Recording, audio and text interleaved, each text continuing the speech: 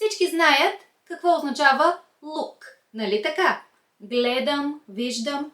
Look at me, виж ме.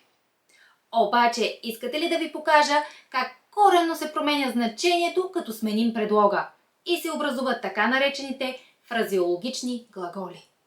Look after – грижа се за някого, животно или човек.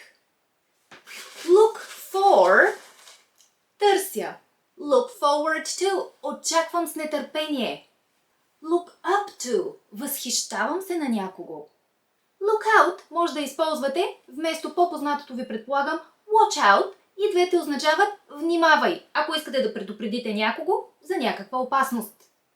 Искате ли да получите повече примери с тези фразеологични глаголи? Ако да, коментирайте под това видео, че имате интерес, а ние ще се свържем с вас и ще ви изпратим линк с платформата Английски с Тели, където може да намерите над 1000 видеоурока на различни граматични теми.